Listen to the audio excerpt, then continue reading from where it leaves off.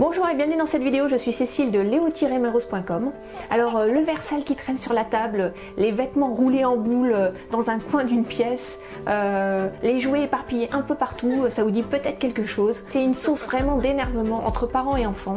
Et c'est compliqué de faire ranger les affaires à un tiers ou à ses enfants parce que, déjà parce que chacun a sa conception du désordre. Par exemple, moi, je suis un petit peu bordélique, je dois le dire, mais il y a quand même des choses qui m'énervent. Les vêtements en tas, le lit qui n'est pas fait le matin, ou alors les chaussures qui s'accumulent dans l'entrée, voilà, prêtes à partir à nouveau. Et j'ai remarqué un truc, c'est qu'on tolère beaucoup mieux son propre bazar que celui des autres. Donc dans ces conditions-là, comment arriver à faire comprendre et à faire ranger leurs affaires à nos enfants? Déjà, la première chose, c'est de définir clairement ce que ranger veut dire pour vous. Est-ce que c'est mettre les affaires, les vêtements sales dans le panier à linge? Est-ce que c'est aucun jouet qui traîne par terre? Est-ce que ça veut dire tel jouet placé dans telle boîte? Est-ce que ça veut dire les poupées rangées? Est-ce que ça veut dire le lit qui est fait? Parce que ranger, c'est un mot très conceptuel, très théorique. Et ensuite, définir aussi ce qui est tolérable et ce qui l'est moins. Par exemple, faire en sorte quand même que la pièce soit propre et donc il faut qu'il y ait un minimum de rangement pour qu'on puisse déjà faire le ménage. C'est un basique. Est-ce que c'est la nourriture et les boissons uniquement dans la cuisine et dans le salon éventuellement, mais surtout pas dans la chambre? Ensuite, c'est également dédier un espace où vos enfants vont pouvoir mettre un peu leur propre bazar.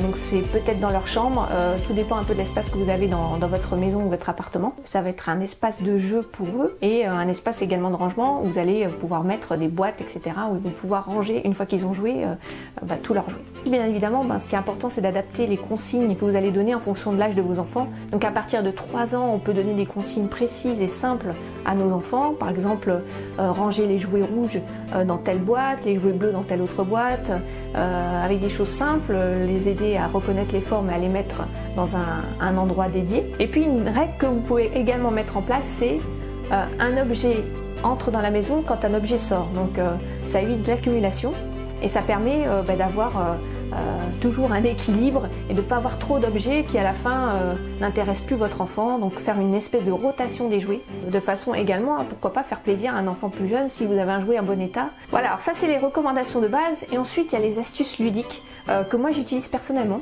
Et par exemple, la première chose qu'on peut faire, c'est de les laisser choisir le contenant dans lequel ils vont ranger leurs objets. Donc allez en magasin avec eux, choisissez des boîtes qui leur plaisent, avec les personnages qui leur plaisent, des fées, des princesses, des cow-boys, j'en sais rien, des pirates. Ou encore les laisser customiser les tiroirs, les meubles de leur chambre. Alors, certains vont dire oui, j'ai des super meubles, je veux pas que mes enfants y touchent.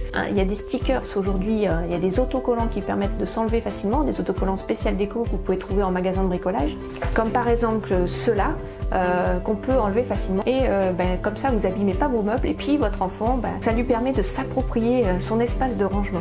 Comme tout apprentissage, le rangement doit entrer dans une espèce de routine. Et ce que vous pouvez faire, une astuce un peu ludique, pour favoriser le rangement et ranger avec eux, c'est également de dire on met les jouets au lit ensemble.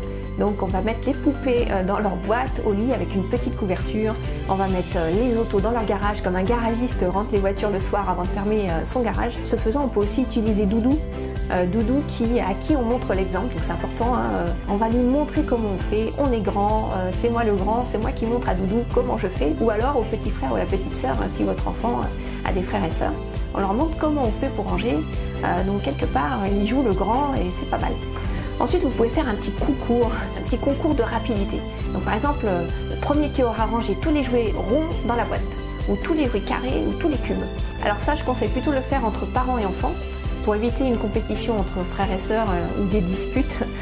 Mais du coup, si vous le faites avec votre enfant et qu'il est relativement jeune, vous pouvez le laisser gagner assez régulièrement, comme ça il est content et ça va lui donner un a priori positif pour ranger ses jouets. Et une chose que vous pouvez faire également, c'est d'utiliser de la musique. Donc par exemple, vous allez pouvoir dire on range pendant le temps de la chanson.